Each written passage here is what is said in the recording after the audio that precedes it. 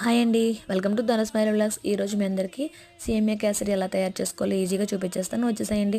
Sweet అప్పటికప్పుడు తొందరగా అయిపోయేలాగా ఈ సేమియా కేసరి చాలా చాలా స్పీడ్గా చేసేసుకోవచ్చు. బాండీలో 4 స్పూన్లు నెయ్యి వేసుకొని జీడిపప్పు వేగించుకొని పక్కన ఉంచుకోవాలి.